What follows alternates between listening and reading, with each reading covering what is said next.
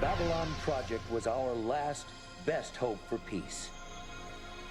A self-contained world 5 miles long, located in neutral territory. A place of commerce and diplomacy for 250,000 humans and aliens. A shining beacon in space, all alone in the night. It was the dawn of the third age of mankind, the year the Great War came upon us all. This is the story of the last of the Babylon stations. The year is 2259. The name of the place is Babylon 5.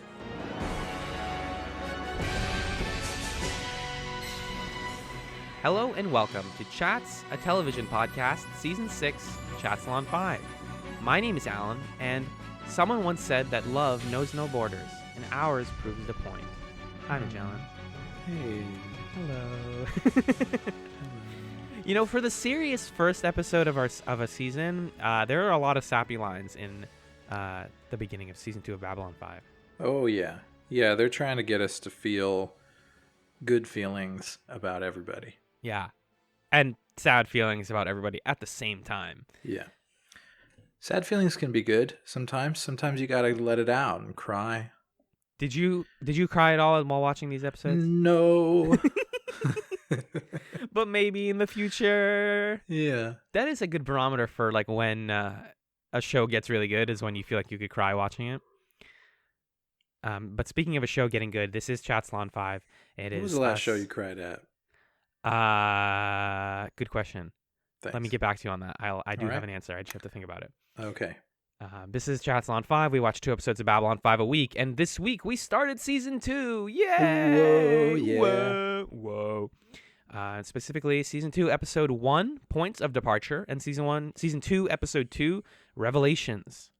Points of Departure was written, as most episodes of the series are going to be written from now on, by J. Michael Straczynski. It was directed by Janet Greek. It aired November 2nd, 1994, and it takes place January 8th, 2259. We're in a new year. Magellan, what happened in Points of Departure? In this episode, Commander Sinclair is reassigned. Captain John Sheridan replaces him. On his first day on the job, he has to deal with a renegade Minbari war cruiser. Frick yeah. Okay. Pretty good episode, in my opinion. Yeah. This... Very enjoyable. Very enjoyable, very, like, dynamic. Like, things are moving around a lot. People are going places a lot. It's a very mobile episode.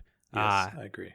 And Sheridan spends the episode really, like, I don't know if it's him or if it's the show just trying to be like, guys, look, it's me. I'm cool, too. You, like, come on, right? Don't we like me, too? You'll fall in love with me at some point. For better or for worse, I feel like that is the main thing I remember about both of these episodes, is how much they want me to care about Sheridan as a captain and as a diplomat. Right. Because what immediately differs him from Sinclair is, well, first of all, he's more inclined to fight people. He's understanding that's like sometimes seems that way, yeah. Yeah, sometimes conflict may be necessary. He's a war veteran. Also, he seems weirdly more knowledgeable about other cultures, which I think is going to be really useful in his role on the ship going forward, you know? He's certainly I would say that he is at heart a tactician, whereas Sinclair was more of a diplomat. That's a really good point, yeah. He's seeing things as sort of chess pieces, and he's playing this big game of, you know, knowing where people are going to go and how they're going to respond to things and trying to... like keep the peace while also making moves. But it seems, at least right now, it seems like for Sinclair, like his mission in life had become the dream of Babylon 5, of creating a place for peace that could be an example to the galaxy. And John Sheridan, it seems like his mission is like to do a very good job at what he's told to do. And right now, the thing that he's being told to do is run Babylon 5. And maybe that's just because we've only known him for 2 episodes, and we'll start to see Sheridan's mission develop. But as of right now, he's a very situational thinker and has like a clear thing that he needs to accomplish in every moment.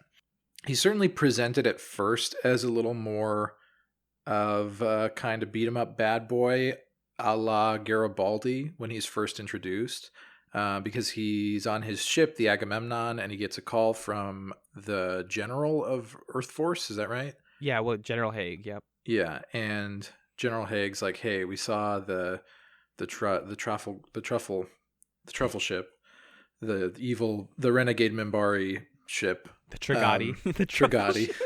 Thank you, the Trigati, and we want you to go find it and make personal contact or whatever." And then Sheridan's like, "With all due respect, General, the last time I made personal contact with the Minbari cruiser, like I sent it straight to hell," is what he says. Like, woof. All right, new guy. What up? So this is the guy. The Minbari know him as Star Killer because he destroyed their biggest cruiser that was called like whatever, the Black Star or whatever it was called. What was it called? I think it was called the Black Star. Yeah. Yeah.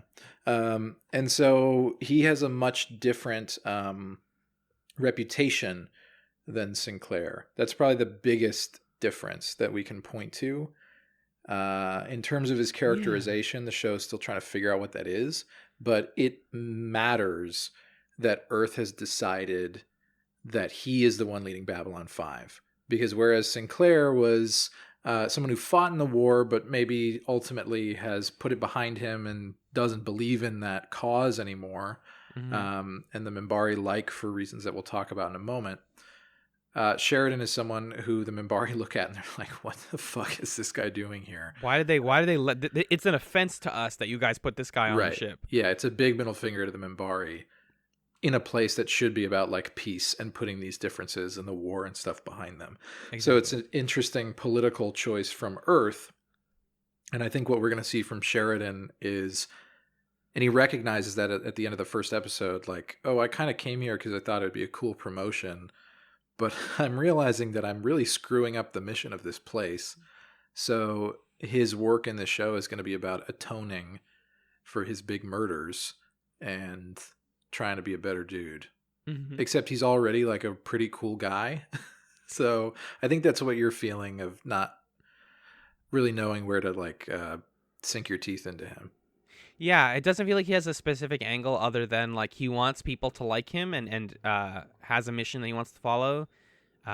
Also, just really strong and worth noting that the show starts its second season on another ship that's not Babylon 5.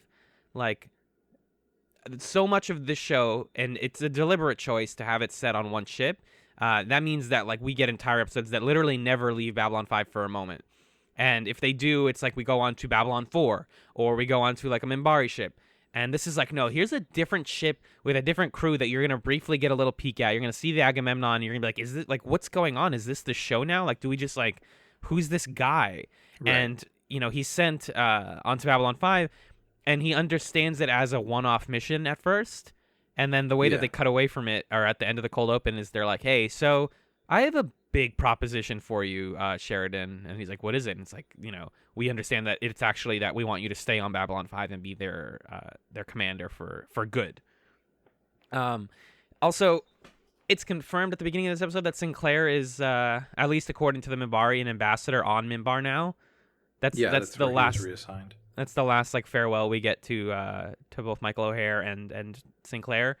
There's a lot of like picking up pieces though from the beginning of this episode. Like we get a little bit of Delen's Chrysalis, which has expanded and it's all kind of there's now. Kind of clunky like first episode of the season moments where Ivanova's just leading Sheridan around.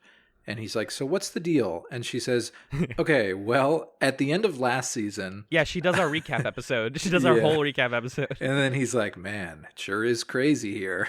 You guys got a hell of a ship." And then that moment where the Tripoli captain guy, what is it called? Trigati. The Trigati captain Minbari guy comes aboard. And he's like, "Computer, tell me about this place." And the computer's like, "Babylon 5 was a dream given form." I wanted more of that shot though, because that was really like the thing was. Yeah, it was showing us the parts of the ship. Yeah, it was showing us the different like sectors and it was describing them, and then it cut away, and I was like, no, go back. I want to see all of this. Yeah. Do you want to talk about Sinclair and just kind of lay it all out on the table with this guy? Sinclair or Sheridan? Sinclair. Yeah. So, the actor or the character? Both. Like all of it. Like, let's just say farewell. This is our farewell show to Sinclair, and our buddy. talk about the information that we learned and what we think about it. Yeah. So, I mean, those big revelations happen in points of departure, right? Just to make sure. They do? I'm asking you. No. Oh yes. Yeah, because it's related to the trampoline. Correct. Okay. So it comes out in this episode that the reason that Sinclair was a big deal was because basically, sorry, I don't mean to interrupt. Yeah, go ahead. You'll do this part. I'll do the setup. So the Earth-Minbari War, humans versus Minbari, they're fighting. The Minbari are way more advanced. They have better ships that have stealth technology. They make it all the way to Earth, and they're about to invade Earth.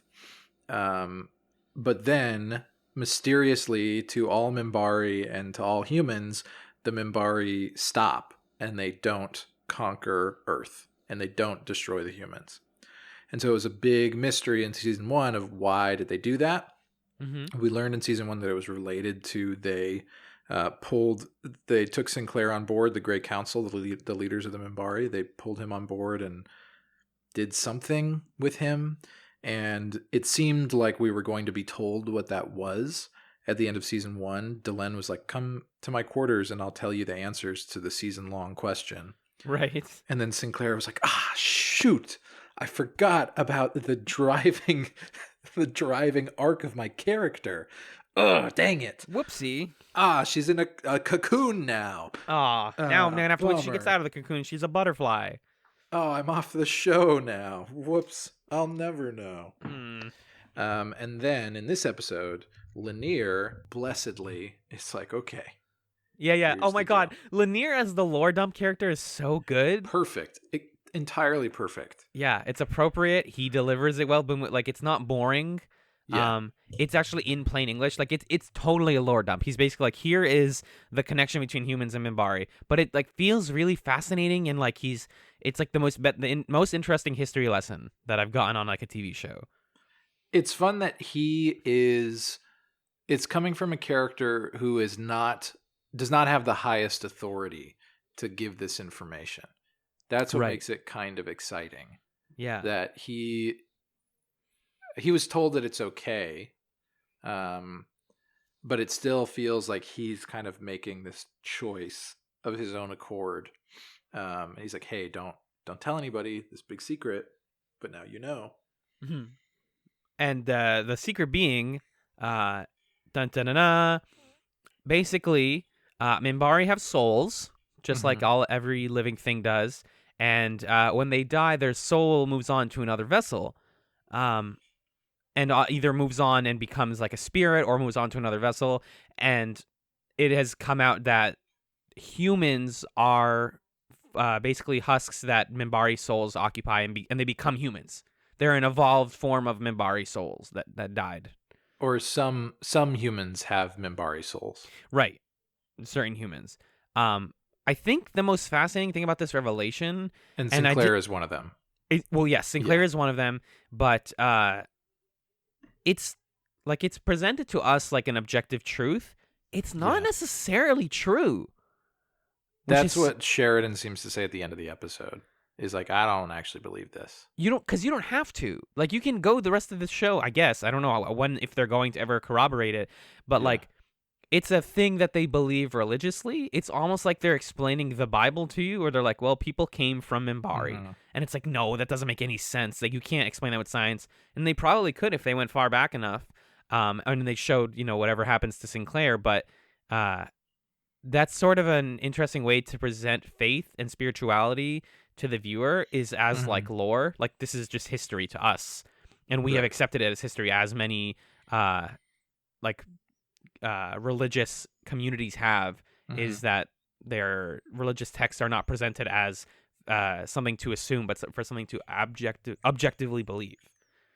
So I think that's really cool. What do you think about this reveal, though? It makes me wonder.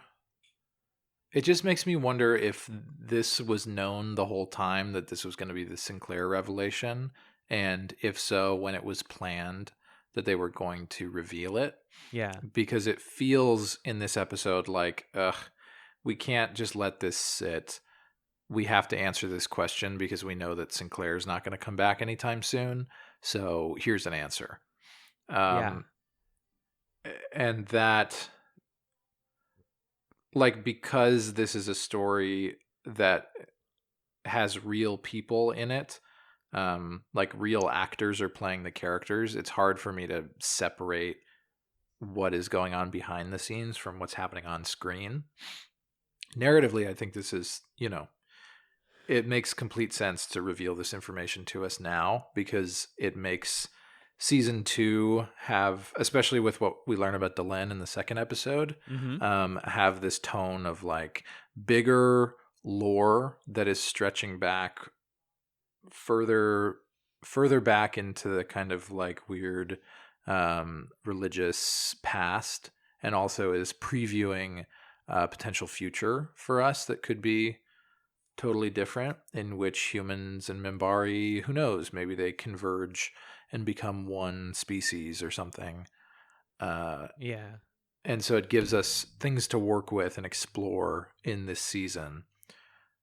But I can't help but think that I really would like to see the scene where Lanier is like, Sinclair, you have a Minbari soul. And he's like, what? I have a what? Yeah, I really want to see that from Sinclair's perspective. Right. And how he's reacting to that revelation. Because maybe he knows. Maybe he has known for a while or suspected it. Yeah, who knows? And then season 2 presumably would have been about like, he's a human, but he has a Minbari soul.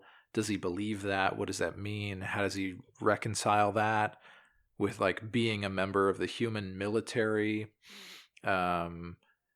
And like, is there a moment where conflict breaks out between the humans and the Minbari again, and he's caught in the middle of it? I would imagine that was the plan for season 2. And then they had to scrap that because Michael O'Hare, for his own personal reasons, wasn't feeling ready to continue in the role. Right. It's a big drop, honestly. This reveal. Whether or not it leads to conflict or any big moves right now is not necessarily clear. But we know that the only people, I guess, or the only humans who know this information now are Sheridan, Sinclair, obviously, Ivanova, interestingly enough, because she's there when they have this whole moment, and then I feel like there's one more, or like, the president. Yeah, Sheridan tells the president. Yeah, who doesn't believe it? Who doesn't believe it? Yeah, we get the little scene with the president. He's like, seems like nonsense. So it's limited enough information right now, but it seems like one of those things where if they revealed it, they could potentially change diplomatic relationships between these two races in a big way. The middle, though, of the episode is kind of okay. It's a lot of like world building and revelations. We have the Minbari rogue person on the ship named Kalain. He's got like spiky daggers, and it's like him threatening people, and he's fine. Most interesting thing I learned from him was that not all of the Minbari like trust the Grey Council, even though they know it exists and they know that like it's a secret council that we don't talk about. Yeah. But he's like, ugh, the Grey Council, they're the ones who put Delenn here. Like, they are the ones who probably put Sheridan here. Like, they're stupid. I don't like the Grey Council. And it's like, just, we know about the Illuminati, but we don't like them, kind of, is what they're saying. Right. And we know that they were the ones who said we had to stop the war, but we were winning, and they didn't tell us why we had to stop. Yeah. And he has an interesting relationship to the war, too, because he assumed command on his ship after his captain killed himself after refusing to back down when the war was over. I think this is like a pretty clear reference to that group in World War II who stayed on the island supposedly until today in like Japan. There's like an isolated island like somewhere. One guy, yeah. Or yeah, it was like a couple people, and then it got down to the one dude, and he was just like refusing to believe the war was over and just like stayed like ready to fight on this place forever. Yeah. It's that sort of like, you can't, the boss doesn't tell me when the war ends. I determine when the war ends, which is really intense. Like, they are not putting the Earth Minbari war behind them. Just like you don't put an actual like global war behind you in 10 years. It takes way longer than that to make it history. Right. A lot of intense conversations though with that guy Kalane. And they talk about how Sheridan dropped I think he said he dropped like I can't remember what kind of bomb it was, but like basically nuked. Fusion bomb. A fusion like bomb. He hid them in the asteroid belt. Yeah, which is sick, but also sick in the negative way. Right.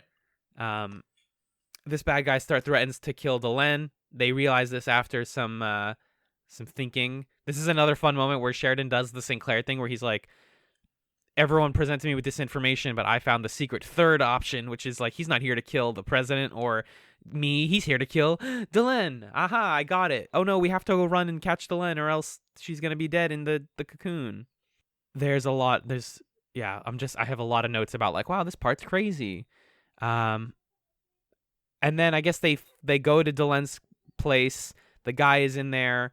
And then how does he get caught? The villain guy, Kalane. Yeah. Oh, he puts a cyanide capsule in his tooth or whatever. Well, yeah, he is captured because he was about to kill Delenn, and then Lanier almost beats him up with his martial arts fingers that he does. Minbari Kung Fu, yep. Yeah. Also, Lanier has a great line where he's like, if you're gonna kill me, kill me now. If not, I have a lot of work to do, or whatever he says.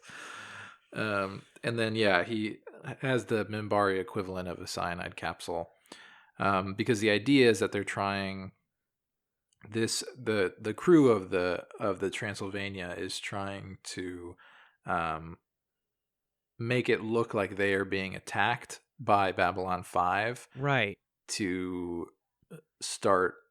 restart the war and die with honor. Yeah, they're trying to martyr themselves. Yeah. And then they actually get defeated by like Minbari war cruisers, right? Yeah, because Sheridan calls him in.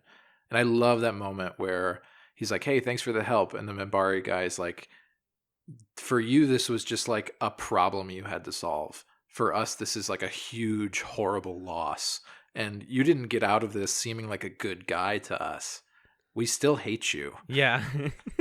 This is all still really fucked up. So don't act like the end of the episode fixed everything. Anyway, see ya. Bye. Blap. Yeah. Destroyed. It's fascinating how the Minbari, when they don't have a reason to trust you, are really kind of violent.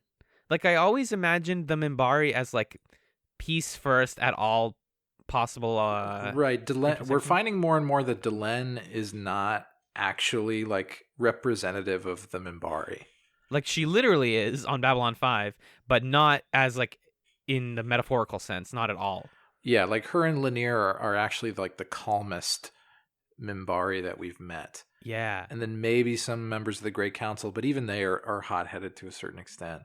But the warrior cast of Minbari, yeah, they're violent and they're honor-bound and they kill their own men, like they get really angry at people. And like the guy that Sheridan's talking to at the beginning, and he's saying, "Look, the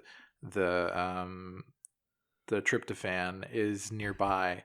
You're gonna have to deal with it." And Sheridan's like, "Tell me, like, who are you? Tell me information." And the guy was like, "I don't recognize your authority. Yo, like, don't talk to me, dude. I'm telling you as much as I want to tell you, and then I'm leaving." All of that was pretty cool. Yeah. And then we're learning this. I guess we kind of knew this, but just this hard and fast rule that the Minbari have that they don't kill Minbari. Yeah. And even at the end of the episode, they don't kill the other ship. They just cut off its engines and try to capture them without killing them, and then they kill themselves. Right. Yeah.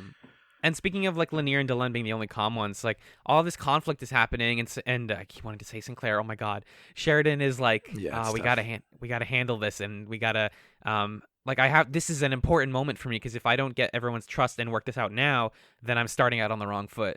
And he's stressing about this. Like I'm gonna start another war. Yeah, on my first day on the job. Yeah. And meanwhile, Lanier is like, guys, we're fighting. Literally, the only way to beat the darkness is for these two idiot races to stop fighting each other. We're gonna die. Yeah. There's a bigger war going on. Jakar, you mean, is saying that? I wrote here that Lanier says it, but you might be. Jakar, I guess, in the second episode is saying that same thing. Lanier is just remarking. He keeps calling it the darkness, the darkness. I know we're talking about the shadows at this point. Just being like, they don't go down unless we all. They go way deeper into this stuff in the second episode, but he mentions in this one that we can't keep having little conflicts like this if we're gonna work together at some point. Mm-hmm.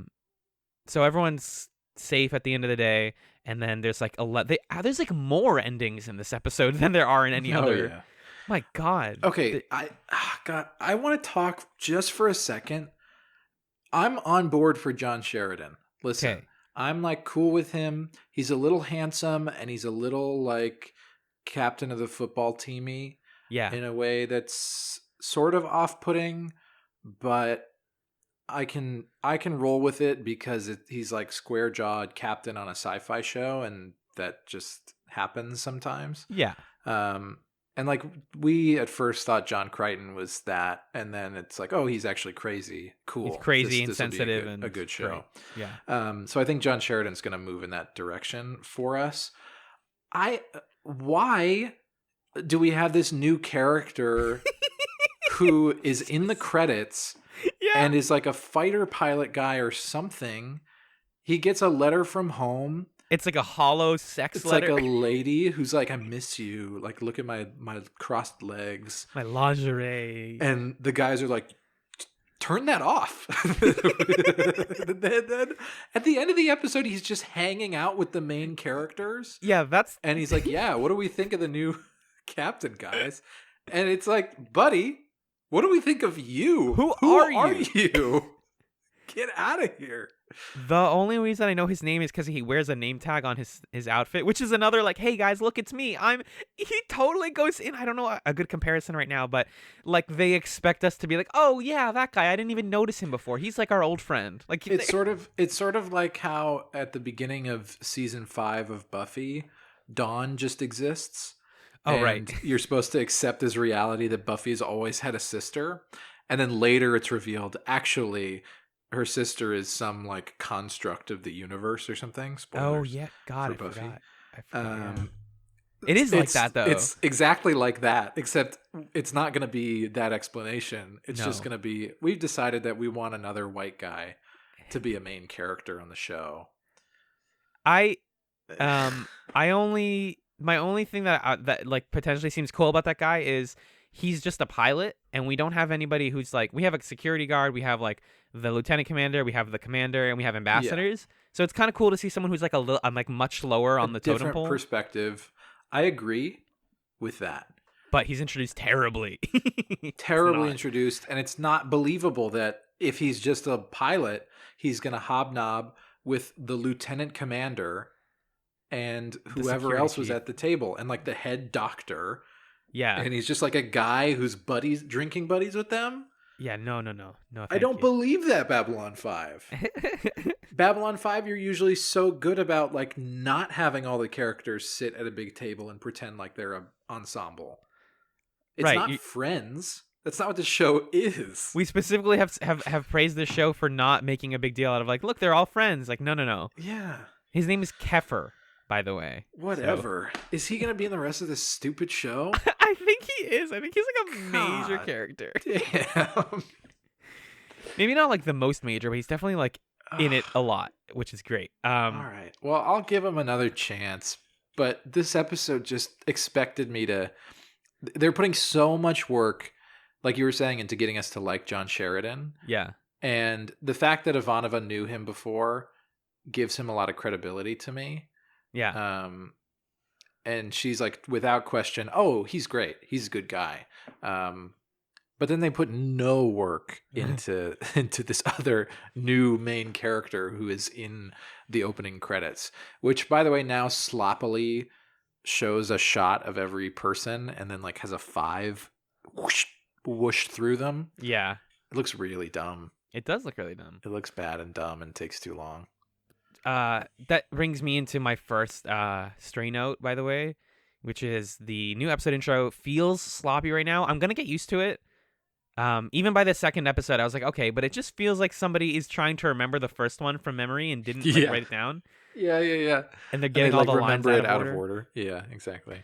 And he's just not hitting it the same way. No. When Michael O'Hare would hit the year is 2258. The name of the place is Babylon 5. You're like, fuck yes. Here we go. Watching the show. But now it's like, the year's 2259. The name of the place is Babylon 5.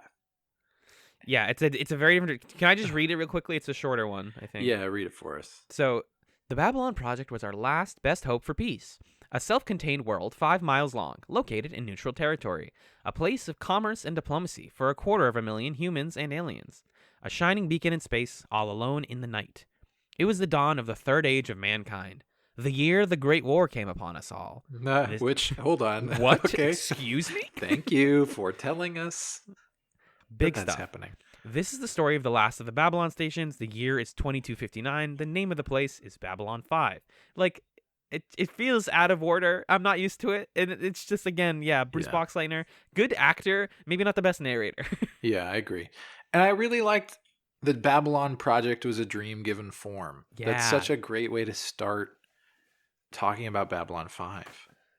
It's inspiring. It's like, this was like a big deal that we made this.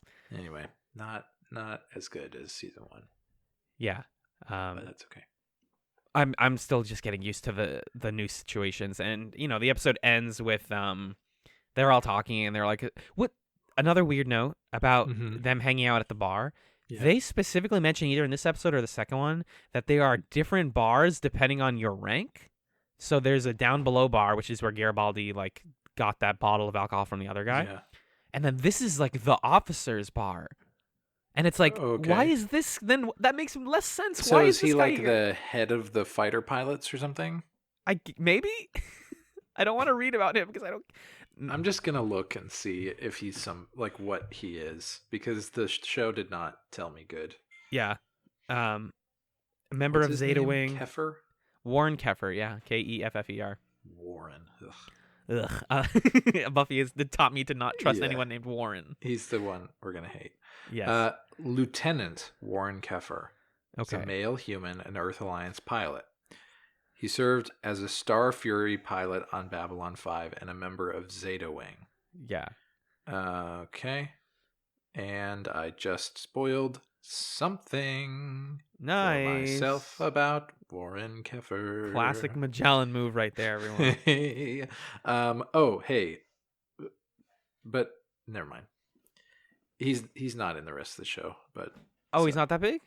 No, he's not that big. He's big this season, and then he's not that big anymore. Oh, they tried and then they gave up. Okay, that's as my students say sometimes, you tried it. This Mr. is not Fluke, it, Chief. You tried it. This is not it, Chief. Yeah, that's my take on Warren Keffer. This is not it, Chief. Not even a little bit. No. I think that is it for the first one. Do you have any more notes on it? Just my last one is there's a running bit. Another one of these like, guys, look, see, God. Oh, his bit with the Abraham Lincoln speech? Yeah, he keeps saying he's going to do this welcome speech, and or not welcome, it's like something, he refers to it as a specific type of speech. His like good luck speech. Yeah, and for taking command of a new command. His good luck speech, and he's like, I'm going to deliver it, it's going to be awesome, I practiced it.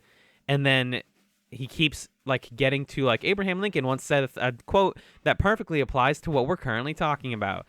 And then he opens his mouth and then something interrupts him. That happens like 3 times because it's the rule of threes. And then finally at the end of the episode, he delivers it perfectly to an audience of no one. I like that. I like that moment. It's funny. Well, I think it's not supposed to be funny so much as like, did he get his good luck or are things going to go bad? Oh, right. That too. He didn't get the ambiguous omen. Yeah. The one thing he like heavily prepared is just not, it didn't go the right way. So like this, he's coming in very awkwardly into this, which is like appropriate, I think. Yeah. That's all I have for this episode. Same Z's. Sweet Z's. I'd like to read some emails if that's okay with you. Do it. We got some emails. We have, let's see here, 1 and 2. Well, 2 of these are connected, and then we have, so basically 2 emails. Okay. One from Marcus and one from Dan. the one from Dan is about Quality of Mercy and Chrysalis, and then has a follow-up about season 1 that you don't have to read all, or I guess it's not that long. But basically, he was like, you're probably going to read this like 2 or 3 weeks from now, so, people can take that into account. This was written before we started season 2. Okay. But how about you read the one from Dan? The season 1 follow-up? Or... Quality of Mercy / Chrysalis, and then season 1 follow-up are part of the same thing. Okay, got it. Cool. Dan writes, we'll hear more about the death of personality sentence later on in Babylon 5, so it's a quandary that will come up again. That was the punishment for the serial killer guy in Quality of Mercy. Right. The Quality of Mercy suffers from another one of those viewing episodes out of the intended order hiccups, okay? This episode was to have aired before Legacies, because in this episode, Lanier lies in order to protect Londo's honor. Then in Legacies, that's how Londo knows that Minbari can lie under certain circumstances, and he references an unnamed Minbari lying on his behalf. Oh, okay, I didn't even catch that. What's both great and frustrating about the show is that you can assume that all of the big questions will get addressed and thoroughly answered, but the timetables for learning these answers can sometimes be painfully long. Yes, we do get a lot of answers about Sinclair, but not so much in Season 2. We kind of got answers, but I guess there's more, or we want to see Sinclair, learn about them, and if this is true. Right. I don't know. I'm sated for now. The show is doing its best. Definitely. Garibaldi's fate in Chrysalis is heavily telegraphed in the episode TKO. Right at the beginning of that episode, Walker Smith warns Garibaldi that he never watches his back, and at the end of the episode, Walker reminds him that he needs to watch his back. At this point, if you're familiar with seeing Delenn with hair, then don't worry about any spoilers from Season 2 opening credits, because the spoiler in the credits is that they show Delenn with the hair before she's exited the Chrysalis in the show. We'll talk about that in our discussion of Episode 2. I think you guys pretty much cracked why Morden chose to go with Londo over Jakar. It comes from his question from Signs and Portents. Jakar's ambition only went as far as striking back at the Centauri. There were many answers that would have suited Morden when he asked that question, but Londo's answer worked because, to quote JMS himself, it had just the right mix of resentment, nostalgia, ambition, frustration, and a sense of displaced destiny. Ooh. Yeah. And it's funny that you mentioned the scene in Chrysalis between Morden and Londo feeling very, very Twilight Zone, because Ed Wasser, the actor playing Morden, was chosen in part because he gave off a Rod Serling vibe. Yeah, he does. He super does, yeah. Super does. And then Dan goes on to say, new listener Daniel referenced last week that Babylon 5 was shown as part of the Primetime Entertainment Network, which gave me terrible flashbacks. Warner Brothers were just selling blocks of syndicated television to networks all over the place, which often meant that the show was playing on different local stations all over the world and at terrible time slots on different days, depending on what market you lived in. As someone in NYC might see it on a Wednesday night at 10 p.m., and someone in Albany might see it on a Thursday at 9 p.m. And occasionally the UK saw some of these episodes months before the US audience saw them. The fandom always had to tiptoe around one another because it was never clear who had seen what at any given time. That's nuts. It's amazing that the show ran its 5-year course. Holy crap, that's crazy. Yeah, man. And then Dan sends us a follow-up email where he says, should I read all this? No, I would basically just summarize what he's talking about in these. Basically, you can read the first paragraph, and then you can say, like, he sent us a bunch of cool little, like, tidbits about Season 1. Then Dan sends us another email entitled Season 1 Follow-Up, where he says Alan, so he's just talking to you. Yeah. I'm not allowed to see this. Nope. I guess. Is that true? No, you are. It's because I asked about the books. Got it. You may recall from that email about the Babylon 5 books that I'd mentioned the script books that contain the original scripts from the episodes. And while being prohibitively expensive to get now, they give an interesting look into the show as it was originally scripted versus the show that ended up on the screen. It seems like it might be fun fodder for your Season 1 review, but we can talk about it now, to consider some of the major differences between the scripts and the show we ultimately got in the first season. The first one here, Ambassador Delenn, was originally going to be male, which is interesting. Especially considering her turn in the season. JMS says that Delenn was supposed to be an androgynous male, still played by a woman. but that it didn't happen because they were going to use voice modulation on Mira Furlan's voice, and it sounded bad, so they just didn't do that. Mm-hmm. Okay. Ambassador Kosh was from the Vorlon Empire. They were originally meant to be reptilian, and the advancement in military rank within their society just meant killing your superior officer and taking their place. They were going to be far more segregated and militaristic than what they end up being. There was going to be a Vorlon civil war. And originally it looks like Kosh was supposed to have a wife named Velana, with whom he's always telepathically linked. And it was to be her to scan him when he was poisoned, and not Lita. Interesting. Lita was the telepath in the movie The Gathering. Exactly right. She comes back, by the way. I think she comes like fully back to the show. Oh, okay. She was originally supposed to continue to be on the show. And I guess we'll see more of her later.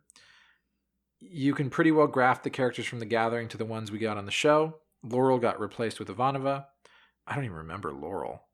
Oh, she the thing is, like, there's a lot of trivia about her, like, you're gonna read, but she was only in like 2 or 3 scenes. She's like the Asian woman that was in the cockpit. Right.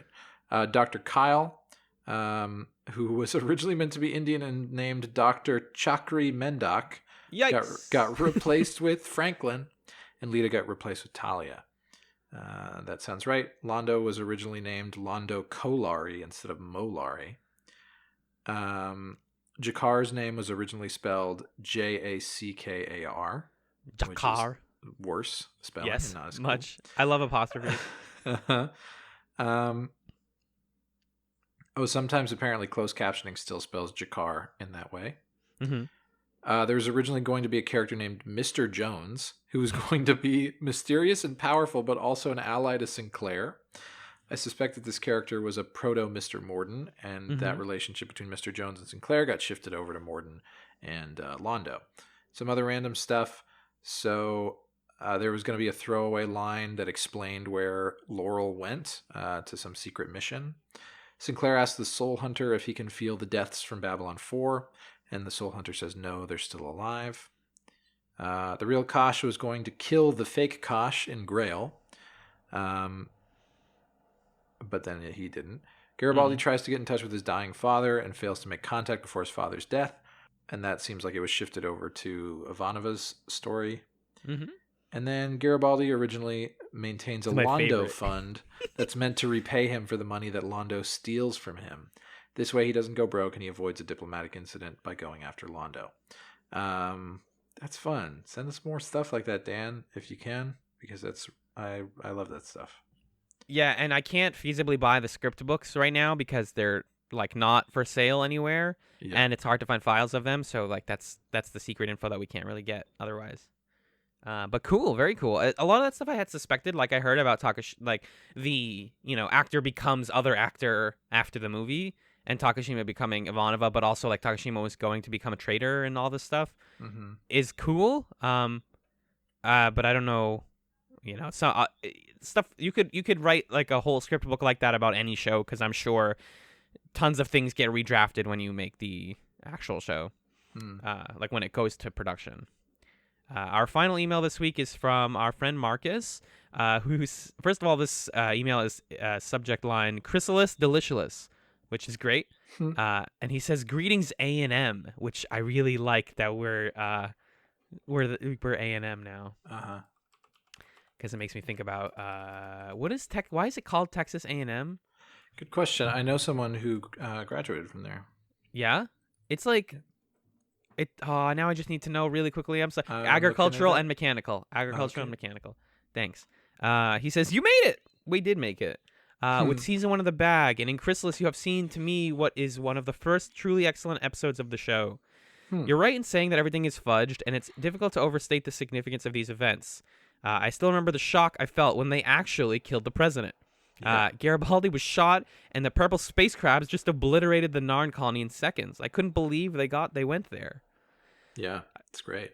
It's big. I get your frustrations at Sinclair's plot being, or kind of getting the shaft, but without spoiling, I'm pretty certain that the revelation about the Minbari's interest was always the plan, rather than a retcon as Magellan suspected. Okay. And the only change was in how and when it was delivered. As you're aware, we will see him again, and I think our boy Jeff does get a very satisfying conclusion to his arc. Okay, that's good. This one I actually knew, but we haven't talked about really explicitly. An interesting fact about O'Hare's departure is that JMS only revealed the depth of his mental illness after Michael O'Hare died in 2012, as he made a promise to O'Hare that he would keep it a secret until he passed away. From what I've read, JMS did his absolute best to make the exit as clean as possible and keep it a secret. And if that's not a classy showrunner move, I don't know what is. Yeah, I that's agree. really good. Like, just there was clearly a really tough conversation that had to happen between the two of them that ended with like, hey, don't. Like, I want you to tell people about this, but only when I'm gone. Regarding the quality of mercy, like you, I enjoyed this as a morality play, and shout out to you for digging into the implications of the personality death versus actual death sentences. This is something that'll come up in a more personal way in a future episode, and I'm excited to see whether it will change your minds, especially you, Alan, on the ethics of personality death. I love that. That's one of my favorite conversations we've had. That was some good stuff. Just to toot our own horn. One thing to note about Londo's appendages is that they're similar not to Kosh, but to the fake Kosh from Grail, who Londo said was actually a monster from Centauri space. Oh, so things from Centauri. I understand it now. So we still don't actually know anything about what's under Kosh's toilet suit, and the mystery continues. All right. Finally he's had an unfortunate realization as he's continued his rewatch. I bought all the DVD box sets years ago and dug them out after being frustrated at how bad the show looked on Amazon. Surely enough, the quality is noticeably better on the DVDs. The prime transfers are darker, blurrier, and choppier, especially in the CG sequences, which is frustrating as some of them are really thrilling. I know it's a stretch to imagine you both would spend the cash to buy them, but all I can say is that the difference is not subtle. I would love to, if they were vaguely affordable, I would at least buy like a season or two of this show. I'm excited for your season 1 recap, and your enjoyment of this first watch has inspired me to pitch it to my fiance to give it a shot. We just watched Parliament of Dreams, and so far I think she's into it. Nice. That's awesome. Great. Get your whole family into Babylon 5. Get obsessed like I've been getting obsessed, like we've been getting obsessed. Speaking really briefly of the depths of our obsession. Yeah. We have a sort of new mini segment that I want to do before we go to break. So at this point in the show, they started putting out Babylon 5 literature, you could call it. And I asked listener Dan to recommend me which books are worth reading and where they fit into the canon without spoiling anything. Basically, there are like 8, I think, numbered Babylon 5 books that were all written, I don't think all written by the same author, but written by like similar authors. And they're all just like little adventures on Babylon 5. What's the like canon, the canonness of these? They're all Well, I think he was saying, that was my other question, was like, which ones of these are canon? And he was like, most of them are non-canon in the sense that like, it's like a filler episode of an anime where nothing changes, but it's like cool because it is those characters. Right. And then only the one that's like To Dream in the one that has the really sad name that we talked about during the recap, To Dream in the Valley of Nightmares or whatever. He's like, that one is extremely canon. The rest of them are like, eh. And then some of them actually contradict the show. So like those are firmly non-canon, but they're all fun. And I picked up recently the first one of the batch, which is called Babylon 5, book number 1, Voices, which was written by John Vornholt and is meant to take place after season 2, episode 1, and before the end of season 2. So I've read the first 2 chapters of this book. It's pretty short. They're kind of like they're really small, and I got this like really it's got like the good yellowing, like crusty old sci-fi novel wear and tear on it, which is fun. And they sell for like $4 on Amazon. Like people are just like giving these away. They're great.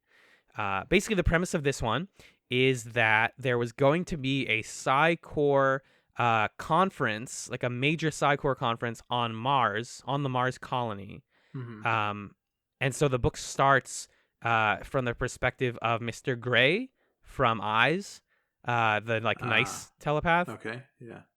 And Mr. Gray runs into Bester, which is really funny because Bester in the book is portrayed as more like not sexual, but like kind of like mysterious in like a really cool way. Like you're supposed to think Bester's really fucking cool. Yeah. And Mr. Gray is just like, oh, like I lost my leader because Ari Ben Zayn was a monster, and you lost your subordinate because the girl like got killed or whatever by Jason Ironheart when he became. So like, do you want to be best friends? And Bester's like, maybe I will consider this. And as they're talking and kind of like not flirting, but basically flirting, they just walk by and they're like, let's go down this elevator. Oh no, terrorists blew up the Mars thing, the place where the conference was going to happen. What are we going to do? Is that concurrent with the Mars stuff that was happening last season, or is that different Mars stuff? Well, no, because it happens after season 2, episode 1. So I see. It would be happening now. So they're like, well, now we can't do the conference. What are we going to do? And they bring up the idea to Sheridan, and Sheridan is like, we have this would be so great, guys. This would be so fun. Can we do it here? Or I guess Talia is the one who hears about it. Mm-hmm. And she brings it up to Sheridan. He's like, yeah, I love, like, this will be such a good idea, because then, like, I know we hate Psycorp, but, like, if they work with us, they'll have no reason to hate us. So let's host the conference on Babylon 5. There'll be no problem with that. And, hey, guys, spoilers, there are problems with that. It's, like, the 500 most powerful telepaths ever are all on Babylon 5 at the same time. Mm. And they try to, like, set ground rules, and it's mostly focusing on Talia and Garibaldi. Talia is trying to, like, reckon with her distrust of Psycor, and Garibaldi is trying to...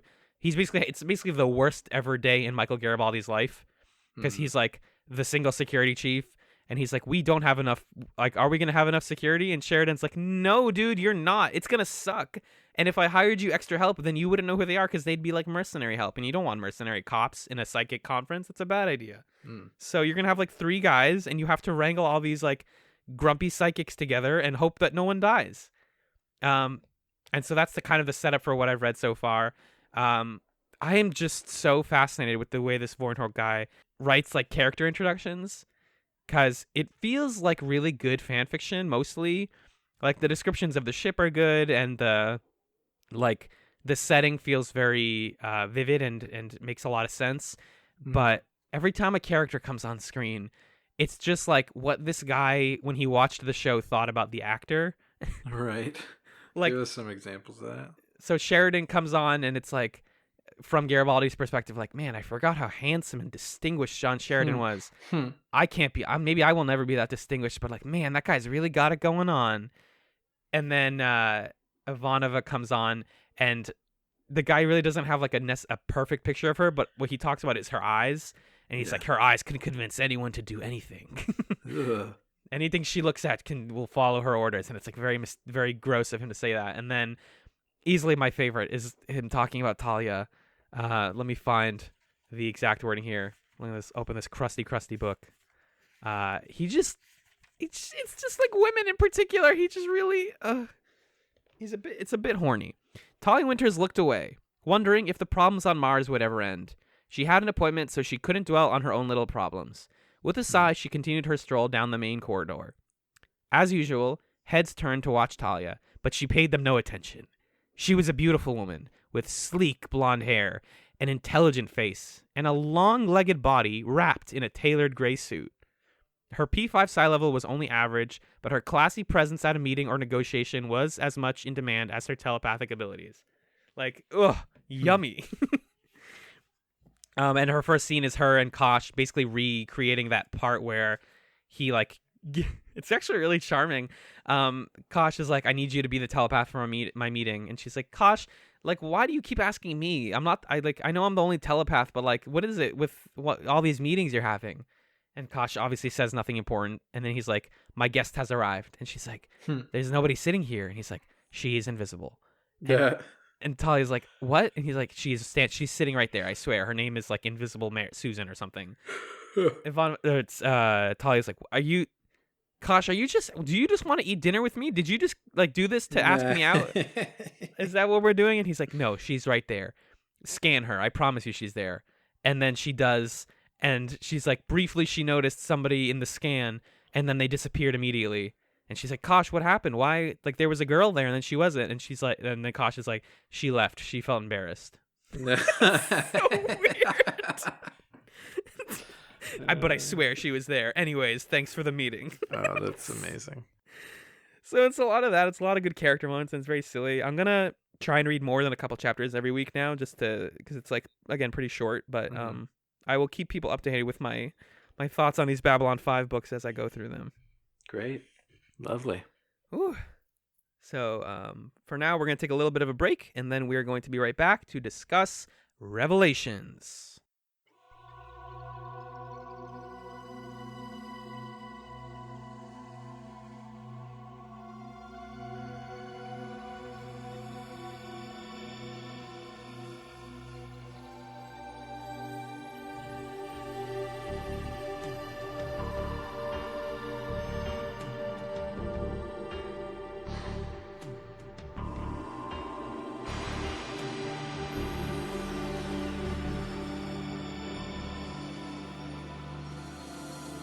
Welcome back to Chatzylon 5. The second episode we watched this week was Season 2, Episode 2, Revelations. Written by J. Michael Straczynski, directed by Jim Johnston. It aired November 11th, 1994, and it takes place Thursday, January 12th Thursday, January 12th through Thursday, January 19th of 2259. Alan, what happened in Revelations? Well, in this episode, G'Kar returns to the station with a warning, while Michael Garibaldi awakens from his coma and Delenn emerges from her chrysalis. So we got the whole squad back together. Yeah, this is the gang's back in town episode, much more. Yeah. The first episode is like, hey, here's Sheridan. He's cool, right? Here's his first mission. And this one is like, we got to reset. We got to hit a hard reset right now. Mm-hmm. So everyone's back. I feel like this episode is less fun, but we're learning more interesting things. Yeah, it's necessary. Very much so, yeah. And it's definitely, it feels important and engaging for most of it. Mm-hmm. But it's not as exciting as the first one. For sure. And it's fun, like, we're getting, there are fun parts. We're getting all the characters back. I missed Londo a lot. When Londo came back, I, like, cheered a little bit. Mm-hmm. It's like, yeah, there he is, even though he's not in a good space right now. No. Both Natoth and Lanier are just like, so we don't have a boss anymore. Who writes my paychecks? Like, right. We open on a meeting. Is this the first scene? I think a meeting of the council on Babylon 5, and basically Natoth and Lanier are like, we can't make decisions without our bosses, so we vote to do nothing. Right. Londo says, I vote to be mad at them. And nobody backs him up. And of course, Kosh doesn't have a chair. He's just standing there. You can't imagine Kosh sitting. Come on. No. Sheridan is like, no, we need to call recess. Not you guys are being children, which is very like, you are the new boss on Babylon 5. This is the way you should react to things like this. It's just like, guys, stop. Just chill for 5 minutes. And they're talking about the recent attack on Quadrant 37, the moment at the end of last season. We cut back to G'Kar, who is piloting a Frazi class heavy fighter with two other fighters on his side over a mysterious planet near the rim of known space, and they're being attacked by some strange aliens. They have like a little war movie moment where the other ships choose to stick around, and he says, I'll escape through a jump gate, and sets his coordinates for Babylon 5, and that's where we hit the cold open. Mm-hmm. So I think we can go character by character, maybe. I think that works, yeah. Yeah. So let's start with G'Kar. He is coming across, but he's trying to investigate what exactly happened at, what was the place? It's not Ragesh 3. Is that a different thing? Or was it? Yeah, Ragesh 3 is the thing from the first episode. Quadrant 37 is the Quadrant 37. Crazy. Yeah. He's trying to understand what happened at Quadrant 37, where Londo basically said to Morden, take care of them. And then some sort of evil space monsters took care of them. And what G'Kar is realizing is the galaxy is screwed because there's something scary. And we all need to work together and set aside our differences to fight it. So he tries to tell everybody that's what he's planning to do. And he's going to get proof that they exist. And he's to Natoth. He's like, things are pretty bad. And then they send an expedition to try to get some proof, but whoopsie, he shouldn't have told the council because Londo tells Morden about it. Uh-oh. This gave me agita, dude. This this was a lot. Because you know what's happening, like you know what's coming. They say a particularly, because right before this, Morden is like, "Hey Londo, I'm happy. You're happy." if you need me to blow up another like colony, go ahead and tell me. Just like tiny favor, right? Like this is small, right? Just like, if anyone says anything cool or interesting or weird, and you think it's like worth telling me, just let me know. You should let me know, right? That seems fair. And it's like, okay. And then they immediately say a thing that's huge, and he shouldn't know it. And then Londo's like, hey, so they know about the colony, and Morden's like, huh, interesting. All right, thanks, man. Yep. And then Jakar puts it together that Londo must have told someone. Right. Which is great. He really hates Londo even more. And that's going to blow up. Something is probably literally going to blow up. If it's not clear enough from the show, maybe we've had it spoiled, but like Morden's working with those guys. Yeah? Like, yeah. That's super crystal clear at this point. Yeah. Maybe we don't know what they're called yet, but we know 100%. Yeah, he's working with the people on that planet. Yeah. It's really intimidating. All the Jakar stuff is just like, we said we want Jakar to come back and we want him, and he said he's going to have a cool mohawk and all this stuff. Because he is entertaining and funny and also really motivated. And the nice thing about him is he was set up in the movie to be the jerk of the show. Yeah. And to be constantly trying to mess with everybody. But he's kind of redeemed himself at this point, and he's the one guy with his head on straight saying, look, we're about to get attacked by an old race of scary space bats or whatever they are. Right. Nightmare tentacles are coming for us, and we need to work together. Like, he's becoming Lanier from last episode, being like, we got to get ready. Yeah, he's being reasonable, and he's trying to create a coalition among people who hate each other. And Londo, who is our sweet darling boy, is selling his dang old soul. And I won't have this.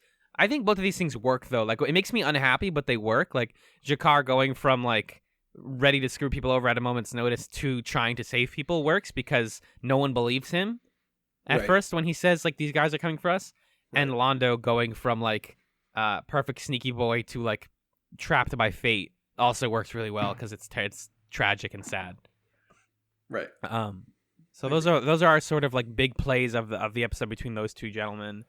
Does anything else bigger happen with the planet and Jakar? Not really. Did you notice Natath was played by a different person? The voice was very different. Mm-hmm. The voice was so different that I was like, whoa, shit. Like, I immediately remembered that we had read that, yeah. I didn't think she looked that different. I think the makeup is pretty similar, but yeah, she definitely sounded very, very similar. Yeah.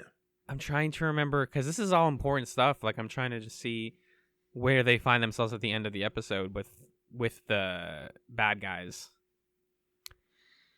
It's not really the most highly prioritized plot, because by the end of the episode, we see the council again, but it's when Delenn is returning to them. Oh, right. So I think right now with Jakar and Londo, we're just setting up. Londo is now the puppet of these evil guys, and Jakar is onto something, but nobody believes him. That's all we really need to know. Right, and it's worth noting this season is called The Coming of Shadows, so like they're not here yet. They're on their way, and they're so it's coming. Yeah, they're coming. It's it's a build up more than it is a payoff, which is fine. There's that great line from Jakar though: "Weep for the future, Natath. Weep for us all," which is just ominous. He's just sitting in his red room saying that. Like, how you been, bud? And he's like, "Weep for us." I'm weeping. Are you weeping? You better be weeping. I don't see enough Seriously, weep. Like, we're gonna die. You better weep. Oh, it's bad. Oh boy. Garibaldi deals with the fallout of how much time that he missed. It's clearly supposed to be huge, and it works. Like, that performance is good enough that he wakes up and he's like, "All right, we gotta tell." What, like a couple weeks, right? Yeah, it was literally like a week or two in universe time. Yeah, like 2-3 weeks. So he's like, "Yeah, we gotta go tell Sinclair about the assassin. They're gonna kill the president." And they're like, Bud. President's dead. Season 2 now, Garibaldi. We've got some new things going on. There's this guy, he's like a fighter pilot, and he came on the bar with us. Yeah, he just won't leave us alone. He's so weird. We have a new captain now, and then Sheridan's like, "Hi, my name's John Sheridan." He's like, "Get the fuck out of here! You're not I don't my know boss. you. Don't talk to me." He's like, "No, And we'll-" Sheridan's like, "You're right, you don't know me, but we're the same character, so we'll get along Yeah. just fine." we actually serve the same role here, so it will be perfect. It'll be great." Garibaldi goes about figuring out who assassinated him, or who attempted to kill him, and who like initiated all the plot of last season's finale. Yeah, he gets Talia to read his mind to figure it out. Yep, she realizes it's that guy Jack, I believe was his name. Sure, And why not? the whole like, it's behind you, but you realized who it was all along. Oh my god, it was Jack. It's that guy. And Lucky he just that walks there into was the room. Lucky, yeah. First of all, what? He's just hovering with his hand on his gun. Yep, ready to shoot this guy in front of like the bosses of the whole ship. Like that's a power play, I guess. Yeah. Yeah, that doesn't make any sense because he's waiting to see if Garibaldi knows it was him. Yeah. So why would he go into the room to kill Garibaldi before saying it was him if then it's just him who just killed him in front of Yeah, you're the one who them? did it. I recognize you. Like if you saw him, you'd be like, "Oh, that's who it was. The guy at who this tried to point- kill me." At this point, he shouldn't be trying to contain Garibaldi from saying anything because Garibaldi's already said everything he knows. Right. It's just dumb. It's stupid. Just yeah, excise this plot for me, please, guys. Also, it's silly that there was a mirror in Garibaldi's memory where he Oh, saw yeah. the guy's face. That was stupid. Yeah. It's just like, oh, that's how you knew, because there was a conveniently placed mirror. Yeah. Yeah, just simple narrative justification. And that's basically what he's got, is he's like, oh no, I'm like, I thought I trusted this guy. It really doesn't work for me when people talked about how like the guy in TKO was like, don't trust people, Garibaldi, because I don't think it was his trust that got him attacked. No, it's not about trust. It's about physically watching your back. Right. Or yeah, like this guy shot you in the back. I guess you're right. But that's kind of where we leave him, is he's kind of like worried about this stuff and is rejoining the show. You know, it's nice to have him back. Yeah. Well, then he finds the guy who tried to kill him and does a weird interrogation where he has a cane. Oh yeah, Garibaldi with a cane to make him seem cool. He bangs it on the table. Mm-hmm. He's like, "Who are you working for? Home Guard? Guard." And so we learned that actually maybe Home Guard is just a bunch of schmucks. And the guy does Bester's salute, which seems to indicate that the Psi Corps is actually pulling some strings or some faction within them. Yeah, if the show hadn't told me that, I wouldn't have thought that was a cool moment. It just seemed weird because he does like a fake hat tip. That's the salute. Yeah, right. And then later they're like, yeah, that's the Bester salute, guys. And you're like, oh shit. Like, Yeah. okay. Continuing the thing we already knew, which is I that wouldn't Psi have Corps is picked up on everywhere. that Yeah. on my own. But yeah, Psi Corps is a big deal. The Illuminati still is a threat, absolutely. The psychic Illuminati. Mm-hmm. Does anything big happen with Ivanova specifically this episode, or not really? She's sort of just around for the Garibaldi stuff. She's checking in on him to see if he's awake. She's she patches the message from the president through to Sheridan. And this is a creepy moment. The president is like, "Hey, Sheridan, I heard that maybe you have a lead on this guy who's related to the president's assassination plot. Just send him to me with all of the evidence, if you could." Send him directly to me. Yeah, on a ship with all the evidence, by the way. Put all the evidence on there, too. Yeah. And send it to me. Him and the evidence. Thanks, bye. Click. And I'll take care of it if you just send all the evidence, too.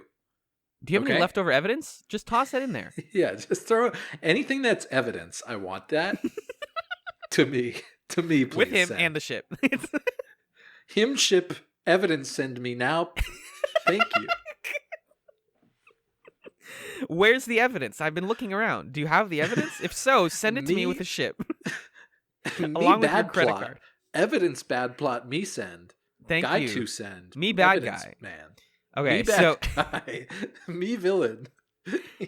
That is funny stuff, but the funniest moment in this episode, and probably in both of these episodes, is so Jack is in his quarters because he's trying to escape being caught, And the cops are just incredibly fascist, and they're just like, dude, it's what's up? Like, how you doing? It's us. We're like your friends. Delen's out there. She came out of her cocoon. She looks like a butterfly, dude. It's sick. You gotta go see it. And he goes outside and they clock him in the head and he's knocked out. Like, great job, cops. Yeah. Incredible work. It feels like a freaking cartoon moment. It's so silly. Yeah. And then, contrasting that with the interrogation where Garibaldi is like, hey, so I'm going to space you, which means I'm going to throw you out of the airlock, and I'm ready. I have the button, like, ready as soon as we decide to do this, so prepare to die, bud. And so then Sheridan does send him to the president, and Ivanova's like, whoa, actually, he got transferred to a different ship that looks like one of our ships and isn't. And, yeah, right, confirmed, looks like our ship, disguised, isn't us. Has all the evidence. Did we mention the evidence from earlier? Yeah. All gone. We put all that evidence in there. Foolish of you. So PsyCorp just cleaned up their own plot in like 2 seconds. Great job, guys. Yeah. So the thing, because if Sinclair was still commander, he would have said, no, I'm not doing that. I'm not sending you this guy. But Sheridan kind of presents himself as a tough guy, though he's way more by the book than Sinclair is. He's willing to say yes to authority in a way that I don't like, but that's also because he was a warrior. Like, he's worked with them, as a military man, and they're using that against him. I think they're setting up Sheridan for like a much bigger tragic arc where he has to learn to become distrusting of authority. Right. Because right now he's still like, I'll give them the evidence. Right. It's the president. I work for the president. Yeah, he's he won for a reason. Yeah. Sheridan the centrist or whatever. So yeah, then we'll talk about the Sheridan thing last because it's very, very self-contained, but it is important to talk about. But is it important? It will be kind of. I have a feeling. I smell it. But yeah, Delenn comes back. Delen's got hair. Well, hold on. First, she's in the chrysalis, and then she comes out. And she's like, Lanier. Yeah. And Lanier says, hey, it's a big Jawa. What's up? And then she's like, no, Lanier, my skin. It looks like Apocalypse from the Justice League TV show. Yes. And she's a like, rock woman. Whoa, let me get Dr. Franklin in here. And then they get Dr. Franklin in there. And he's like, whoa. And he's like, this is crazy. And she's like, yeah, it has to be you. And he's like, why? Is it supposed to do this? And she says, I don't know. This is all new. Yeah. It doesn't really make sense if Dr. Franklin is called in or there. Because she's like, I'm not sick. But check this out.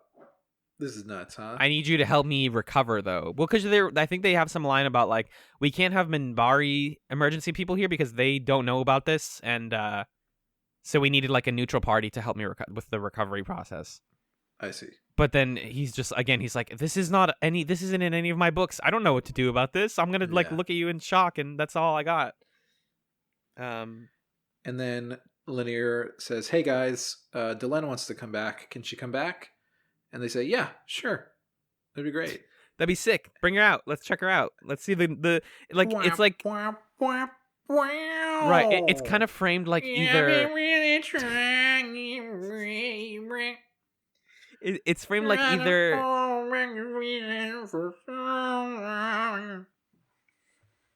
Go ahead.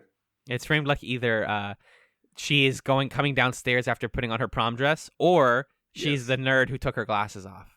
Yeah, it's that scene in the Princess Diaries where they're like, yeah, what if we take off your glasses and give you different hair? Yeah, oh shit, Anne Hathaway's under there. Yeah. It is exactly that, because then immediately they're all like, oh, hey, Delenn, and Sheridan's like, whoa. Oh my God, damn. God damn. He's telling, we'll talk about his plot, but he's telling his sister, oh, then she walked in, she's fucking sexy. Yeah, she's like hot now. They dropped the whole androgynous, like, gender fluid thing, and now she's just like a woman-ass woman. It's sick. Right, yeah. I'm Weird, disappointed. Huh? I'm disappointed. Me too. Same. It's way less sci-fi to just be like, she has weird head things, and she has hair now. And also, I don't think her skin is even different colored. Like, she just looks like I think Mira it is. Furlan. I think it was like gray before, grayish, and now it's just not. That's what I mean. Yeah, now it's just skin colory. It's like human, pinkish skin tone. Yeah, which I understand because she says the reason I took on this form was to sort of like bridge. I want to bridge the gap between humans and Minbari. Cool concept that she's, I guess, part human now, or she's halfway between. And it relates to whatever the Sinclair has a Minbari soul idea. But yeah, A little fraught to be like, now I'm sexually attractive. Right. The fact that now I would imagine there's going to be some sort of like love tension between her and Sheridan, because 100%. like Sheridan's whole plot is about him letting go of his dead wife. And then it ends with him seeing this other woman and being like, ooh la la. So yeah, it's weird that she has to become part human and have hair to be a sexual character. Right. I'm not excited for where that goes. If that becomes a romance plot, I'm gonna be super bored by that. Like, yeah, this show has done so far a really good job about not like when it does lean into romance, it's either like some form of deeply tragic, like with Londo and everyone, or or like the millions of old lovers that come and then go because they realize they have differences that can't be reconciled. Speaking of old lovers, it feels like, and we had talked about this before recording, but it feels like the writers of the show heard people say, man, every time you want to introduce new characters for the main people to talk to or like have relationships with, it's always an old lover. It's always an old lover. And they're like, okay, I get that. That's very valid and cool. Like, we'll work on that. Yep. And then somebody took a Sharpie, one of their whiteout pens, and they went over the word lover. Yeah. And wrote sister. So but like didn't change any of the lines really, or the like physical blocking of the scenes. It's filmed like they're old lovers, but the difference is they also crossed out every time she'd call him John, and they wrote Johnny to be like, no, it's like a brother, like it's fine. I did not realize they were siblings until 35 minutes into the episode. Yeah. I was convinced. I mean, at first, when I first saw her, I was like, oh, okay, Sheridan is meeting with an old lover, because she's like, it's been 2 years since we've seen each other. Like we can't even talk to each other, whatever. And I'm like, okay, they're old lovers. And then she says, your freaking wife is dead, and she was my friend. And then I'm like, okay, it's his wife's friend. But then she's like, likes him and is gonna admit that. And they're going to do a thing. And then only when he was watching the video message from his dead wife. Yep. And she was like, that's a hell of a brother you got there. You were like, shit. Oh, whoops. Yeah. Okay. I like when main characters have siblings on TV shows, because it's like it's supposed to be a completely different relationship from a lover or like an old friend. Like there's something specifically about being a sibling. But I feel like Elizabeth Sheridan is just a vessel for us to talk to, like for Sheridan to vent at. Yes. Because at first it's like, we haven't talked. It's not about their relationship. It's not like, it starts with like, we haven't talked in 2 years. Like, let's talk about something for real for once. And that's like a nice moment. And then he's like, yeah, I'm sad. And I'm drowning myself in my work because I keep thinking about my dead wife. It's like, oh, okay, well, I'm now going to be the mouthpiece that you can talk your problems at and your feelings at until you come to a conclusion at the end of this episode. Right. And like you were saying in the first episode, it seems like the show is trying to put us on the fast track towards liking Sheridan.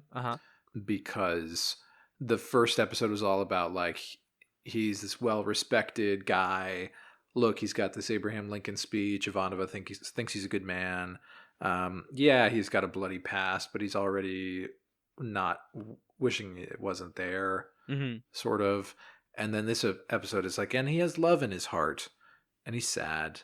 You got to like this guy. His wife died. Please like him. Come on. Please clap. Yeah. His wife Anna. I don't know if they explain how she died. She died 2 years earlier.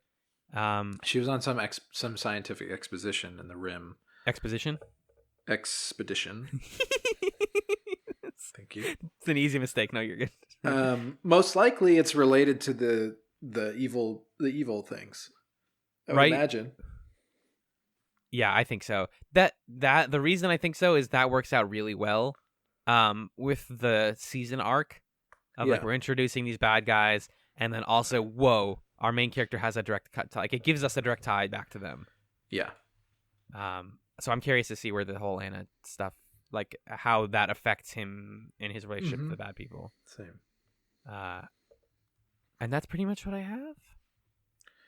Yeah, I don't think there's anything else. Did we miss any characters? Not really. Nothing big. No, I think that that's it. Kefir guy maybe comes back briefly in this episode. Oh no, he's just in the theme song, and I was writing about the theme song here. I really like that officer's bar, which is called the Earhart, named after Amelia Earhart, is always playing smooth jazz. You don't hear like the soundtrack to the show is very much of one type, one genre of like sci-fi synthy background music, and then they do they go to that place and it's like specifically jazz, and you're like, whoa, cool, I'm into that. Yeah, lots of just me being sad about Londo. Sheridan calls Babylon 5 B5, which I've never heard said out loud, and I don't like it. I do not like people saying B5. When they are bringing Garibaldi back to life, he decides to also ingratiate himself with us by being like, I'll give him my life energy, we'll use the machine. We forgot to talk about that. The way they bring Garibaldi back is... Yes, right. Frankly, this is good, though. This is, like, hopefully... I don't know if it has to come back again, but Franklin using the machine to bring back Garibaldi is interesting. Like, they're using their cool technology more than once, for once. Yeah, it is cool, although they skirt around the, like, real consequences of using the machine by saying, like, oh, John Sheridan and Dr. Franklin are using it together, so it's not actually going to hurt either of them. Right. We'll take shifts. Yeah, and that makes it so that we don't have to worry about them getting hurt by it, which kind of takes the punch out of it, I think. It neuters it a lot, yeah. It's like now this is just a thing we can use. It's a healing device. It's like a cheat code now. Yeah. If you get rid of its one weakness. And then, my last two notes are Sheridan at one point says, God, what a day. And someone else is like, and it's not quite over yet, which is like a very beginning of season kind of plot line. Yeah. And then related to that, the final line of the episode is him talking to Ivanova, and he says, it gets cold up here sometimes, doesn't it, Lieutenant Commander? And she just goes, it does indeed. Ooh, spook. That's kind of cool, though. It's like a little bit like, things are spooky now. But then it zooms out into space in a way that looks dumb. All alone in the night. Yeah. But that's what I got. I would love to see where this season is going. So, Same. Mr. Magellan, can you do me a favor and read me the descriptions of the next two episodes of Babylon 5? Next week, we're watching the next 2 episodes of Season 2 of Babylon 5. First, we're watching Episode 3, The Geometry of Shadows. Great title. Londo hears a bizarre prophecy that will affect the galaxy from a wizard. Not a well-structured sentence, I will say. Can I read you the wiki description of the episode, too, because it's even cooler? Yeah. It's like a little bit more fleshing out, but while Susan Ivanova must contend with a civil war among the Drazi, Londo Mollari confronts a coalition of mysterious, and this is the best 2 words I've ever heard in combination, technomages. Oh, boy. Give me All that. right. Episode 4, we'll watch next, A Distant Star. An explorer friend... Oh, God. An explorer friend of Captain Sheridan's tells more stories of strange activities out on the rim. Okay. Oh, that's okay. Okay. It's just that, like, somebody else's friend is. Yeah. We got another mysterious new pal. And that's what we're watching next week. Fantastic. Let's take it to the plug zone. If you would like to send us some feedback, you can do so by tweeting at us at Chatspod, that's CHATZPOD, or sending emails to chatspod@gmail.com. We love receiving your emails. And if you also want to review us on iTunes, that really helps get the show out there and can support us in a minor way. If you want to support us financially, you can do so by going to patreon.com/chatspod, where at $2 a month, you get a monthly commentary where Majan and I watch movies with you. And we just put out our Shaolin soccer commentary. Fun. That was a fun one. That was a very fun one. It's really interesting. Watch us flip. Yeah, you can hear us love and then hate and then like that movie in real time. Yeah, it's a live thing. It's great. And then at $5 a month, you also get Chats Nights, which came out on the same day. What did we talk about in the latest Chats Nights? Oh, we did more Would You Rather questions. Around? Never mind. Sorry, go ahead. Or not yeah. Correct. They were both. Commentaries the $5. No, commentaries are $2. Okay. Chats Nights is $5. You make the less fancy stuff at higher tiers because that's the people who really want your stuff. Yeah, Chats Nights, fun show. We just kind of hang out every 2 weeks and tell stories and joke around and ask questions. Really trying to explore the space, you know? Yeah. But since we don't do plugs here on Chatzylon 5, we do Chatsums, which are little recommendations of things, ideas, shows, any piece of media, or just a concept or something we recommend you do for the week in place of like plugging our content since we don't really have big online presences. But John, what is your Chatsum for this week? Mine is an episode of a podcast that I was told about this week by a friend of mine and told that it was very funny. It's an old episode of the show called Chelsea Peretti, where comedian Chelsea Peretti like takes random calls and talks to people. It's on the feed of that show, but it's not actually an episode of that show. It's called Rain's Coming In, and it's a recording of a performance of a satirical, like a kind of a pastiche play that she wrote that is like a rural family drama play, but it's very funny, and I recommend that people listen to it. What's the date on it? So if people just want to scroll back in that feed, it's the second most recent episode on that feed, so it's pretty easy to find. Oh, okay, perfect. Yeah, it's called Rain's Coming In. Excellent. Yeah. What about you? Let me write that down because now I like to actually make sure we don't overlap, so we have a little doc with our chatsums. My chatsum this week is also a podcast, but mine's an entire feed. It's a newer podcast, and we listen to a lot of shows to try to keep our taste diverse and try to keep our listening habits changing all the time.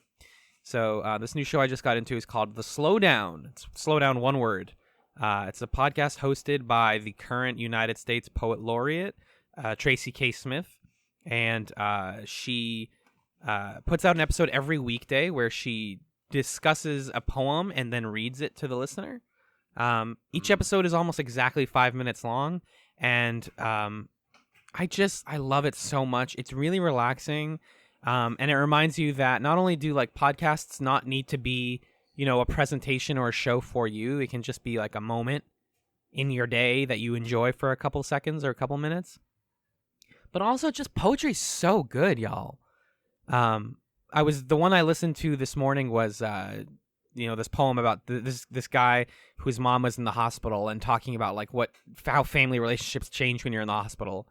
And yeah, there's just I'm not gonna say like my chatsum is poetry, but the Slowdown in particular is great.